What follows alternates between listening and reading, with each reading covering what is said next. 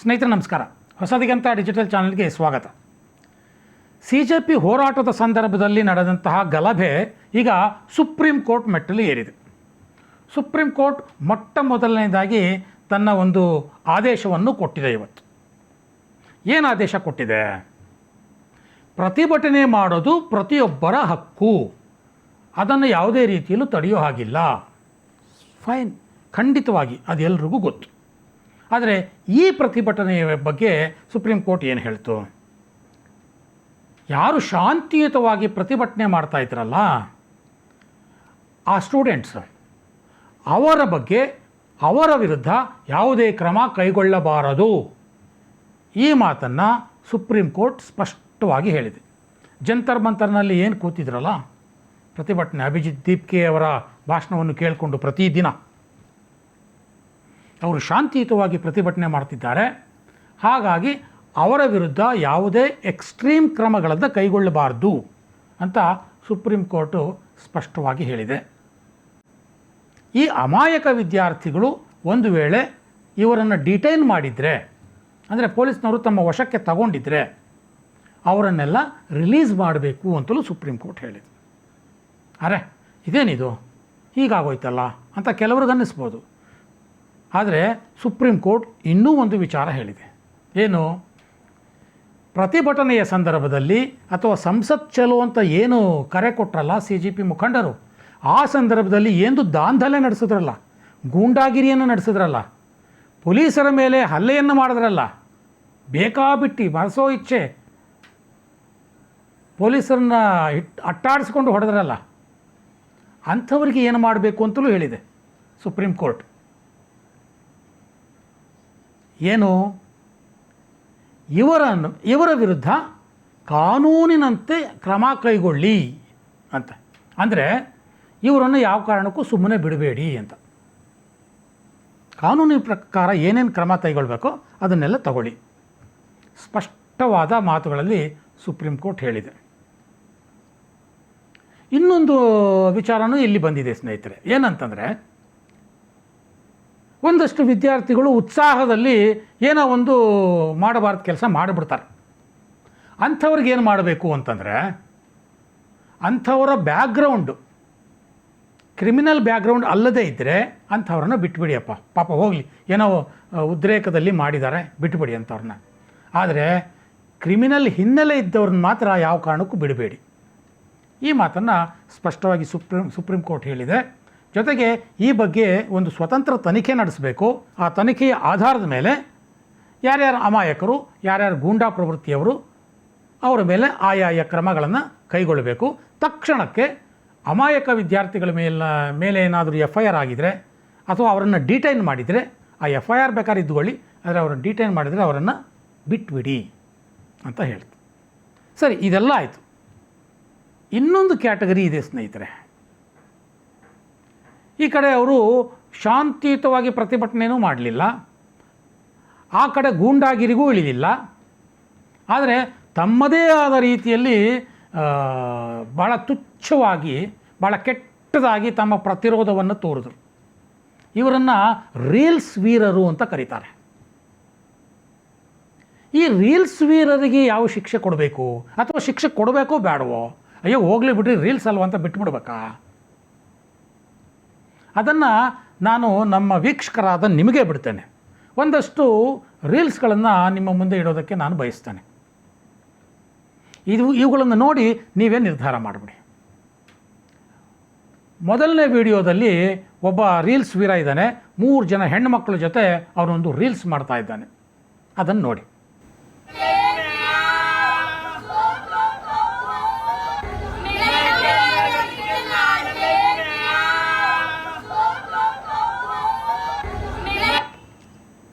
मैं नागपुर से आर्यन, सॉरी कुछ दिनों पहले मैं प्रोटेस्ट में गया था नागपुर के, तो तब मेरे हाथ से एक छोटी सी गलती हुई है. छोटी तो नहीं बोल सकता, बहुत बड़ी गलती हुई है. उस सभी को मैं सॉरी बोलता हूँ. मेरे हाथ से जो भी गलती हुई है उस सभी वीडियो के लिए मुझे माफ़ी देना.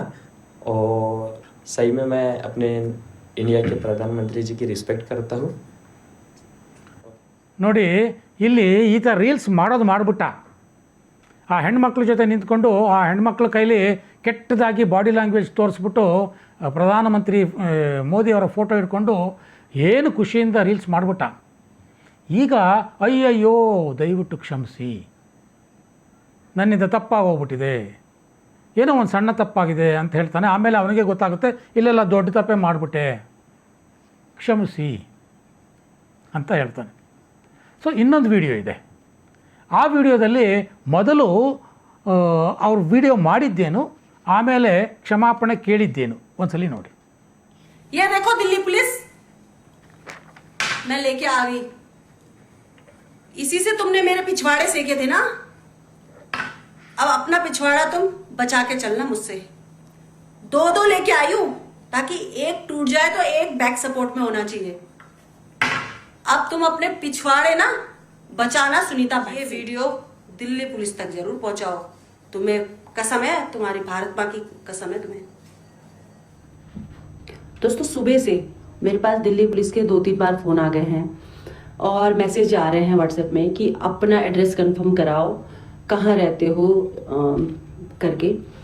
तो थोड़ा सा घबराहट तो होती है। देखिए पुलिस जब आप पे इंक्वायरी करती है, तो मैं आप सभी लोगों से, जितने भी मेरे फेसबुक में जानने वाले हैं, जितने भी मेरे इंस्टा पे जानने वाले हैं, वो प्लीज़ अगर मेरा एड्रेस आप लोगों से पूछा जाता है या कंफर्म किया जाता है तो प्लीज़ आप लोगों के पास अगर कोई भी मेरे से रिलेटेड कॉल मैसेज आता है तो मत बताइएगा, क्योंकि देखिए कल तो हम लोग जा ही रहे वहाँ मैं बात कर लूँगी थाने। ನೋಡಿ, ಇಲ್ಲಿ ಈಕೆ ಗೃಹಿಣಿ ಅಂತ ಅನಿಸುತ್ತೆ. ತಾನು ದೊಡ್ಡ ಇನ್ಫ್ಲೂಯೆನ್ಸರ್ ಅನ್ನುವಂಥ ಒಂದು ಭ್ರಮೆಯಲ್ಲಿ ಈಕೆ ಇದ್ದಾಳೆ. ಏನು ಮನೇಲಿ ನಿಂತ್ಕೊಂಡು ಒಂದು ಲಾಠಿ ತೋರಿಸ್ಕೊಂಡು ಏನು ವೀರಾವೇಶದಲ್ಲಿ ಬರ್ತಾ ಇದ್ದೀನಿ ನೋಡಿ ದೆಹಲಿ ಪೊಲೀಸರೇ, ನಿಮಗಿದೆ ಗ್ರಾಚಾರ, ಇದೇ ಲಾಠಿಲಿ ಹೊಡಿತೀನಿ, ಒಂದು ಲಾಠಿ ಮುರಿದೋದ್ರೇನು ಇನ್ನೊಂದು ಲಾಠಿ ಇದೆ ಅದಕ್ಕೆ 2 ತರ್ತಾ ಇದ್ದೀನಿ ಅಂತ ಮಾತಾಡ್ಬಿಟ್ಟು, ಅದಾದಮೇಲೆ ಅಯ್ಯಯ್ಯೋ ಏನೋ ಒಂದು ಎಡವಟ್ಟಾಗೋಗ್ಬಿಟ್ಟಿದೆ ಅಂತ ಇನ್ನೊಂದು ವಿಡಿಯೋ ಮಾಡಿಬಿಟ್ಟು ಹೇಳ್ತಾ ಇರೋದು ಏನು ಗೊತ್ತಾ, ಅಯ್ಯಯ್ಯೋ ಪೊಲೀಸ್ನವರು ನನ್ನ ಹಿಂದೆ ಬಿದ್ದುಬಿಟ್ಟಿದ್ದಾರೆ, ನನ್ನ ಅಡ್ರೆಸ್ ಕೇಳ್ಕೊಂಡು ಬರ್ತಾ ಇದ್ದಾರೆ, ನನಗೆ ನಿಜವಾಗ್ಲೂ ಭಯ ಆಗ್ತಾ ಇದೆ, ನನ್ನ ಇನ್ಸ್ಟಾಗ್ರಾಮ್ ಫಾಲೋಯರ್ಸ್ ಇರ್ಬೋದು ಅಥವಾ ಬೇರೆ ಸೋಷಿಯಲ್ ಮೀಡಿಯಾ ಫಾಲೋಯರ್ಸ್ ಇರ್ಬೋದು, ನಿಮ್ಮನ್ನು ಕೇಳ್ಬೋದು, ದಯವಿಟ್ಟು ನನ್ನ ಅಡ್ರೆಸ್ಸನ್ನು ಕೊಡಬೇಡಿ, ನಾನೇ ಪೊಲೀಸ್ನವ್ರ ಹತ್ರ ನೇರವಾಗಿ ಹೋಗ್ತೀನಿ, ಹೀಗೆಲ್ಲ ಈಕೆ ಮಾತಾಡ್ತಿದ್ದಾರೆ. ವೀರಾವೇಶದಲ್ಲಿ ಮಾತಾಡ್ಬಿಟ್ಟು ನಂತರ ಈ ರೀತಿ ಗೊಳೋ ಅಂತ ಹತ್ತಿರ ಇದಕ್ಕೆ ಶಿಕ್ಷೆ ಬೇಕೋ ಬೇಡವೋ ಅಥವಾ ಮನಃಪರಿವರ್ತನೆ ಆಯಿತು ಅಂತ ಅಂದ್ಕೋಬೇಕು. ಇನ್ನೊಂದು ವಿಡಿಯೋ ಇದೆ, ಆ ವಿಡಿಯೋನ ನೋಡಿ. आप सभी के लिए मेरी तरफ से एक ही सलाह है कि आप सब जब भी प्रोटेस्ट में बैठो एक एक मोटा मोटा डंडा अपने पास रखो। दोस्तों कल मैंने अपने सोशल मीडिया अकाउंट से रंजनी शांडिले के अकाउंट से एक पोस्ट किया था, जो अभी देश में संवेदनशील माहौल चल रहा है, धरना प्रदर्शन छात्रों के द्वारा जो हो रहा है, प्रोटेस्ट कर रहे जो छात्र, उस पर मैंने एक वीडियो बनाया था जिसमें कुछ शब्दों का चयन मेरे द्वारा गलत हो गया था, जो मुझे ऐसे माहौल में नहीं करना चाहिए था, वो बिल्कुल उचित नहीं था। ಸೊ ಈಕೆ ಮನೇಲಿ ಕೂತ್ಕೊಂಡು ರೋಷಾವೇಶ ತೋರಿಸಿದ್ರು. ಯಾರ್ಯಾರು ಕಾಕ್ರೋಚ್ ಜನತಾ ಪಾರ್ಟಿ ಪ್ರತಿಭಟನೆಗೆ ಬರ್ತಿರೋ ಜಂತರ್ ಮಂತರ್ಗೆ ನಿಮ್ಮ ಜೊತೆ 2 ಕೋಲ್ಗಳ್ನ ಇಟ್ಕೊಂಬನ್ನಿ, ಯಾರಿಗೂ ಕಾಣಬಾರ್ದು ಅದರ ಸಣ್ಣ ಸಣ್ಣ ಕೋಲ್ಗಳ್ನ ಇಟ್ಕೊಂಬನ್ನಿ, ಬೇಕಾಗುತ್ತೆ ಅಂತ ಒಂದು ವಿಡಿಯೋ ಮಾಡಿ ಹಾಕಿದ್ದು. ಆಮೇಲೆ ಅಯ್ಯಯ್ಯೋ ಹಾಗೆ ಮಾತಾಡಬಾರ್ದಾಗಿತ್ತು, ಅದೊಂದು ಭಾಳ ಸೂಕ್ಷ್ಮವಾದಂಥ ವಿಚಾರ, ಇದ್ರ ಬಗ್ಗೆ ನಾನು ಮಾತಾಡ್ಬಿಟ್ಟೆ, ದಯವಿಟ್ಟು ಕ್ಷಮೆ ಇರಲಿ ಅಂತ ಈಕೆ ಕೇಳ್ತಾ ಇದ್ದಾರೆ. ಇನ್ನೊಂದು ವಿಡಿಯೋ, ಆ ವಿಡಿಯೋ ನೋಡಿ ಆಮೇಲೆ ಹೇಳ್ತೀನಿ.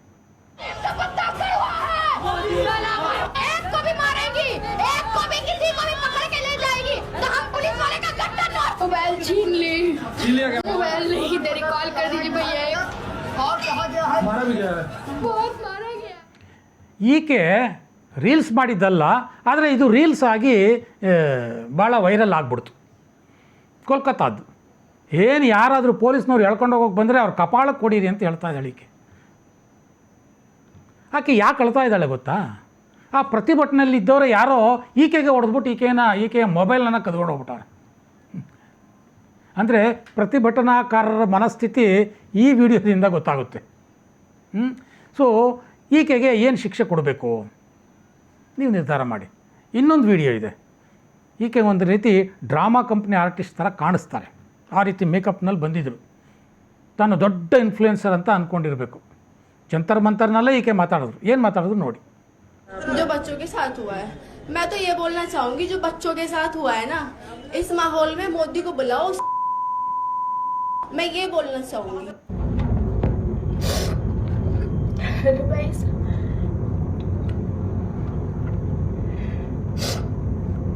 मुझे मतलब समझ में नहीं आ रहा मैं आपसे क्या बोलूं क्या ना बोलूं, मुझे कुछ भी समझ में नहीं आ रहा. पर आज ना मेरे साथ बहुत ही गलत हुआ है. मतलब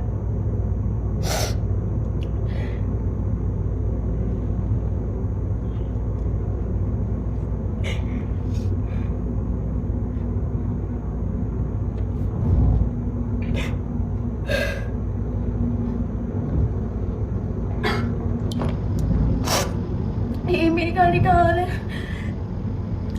पता नहीं कौन थे कुत्ते.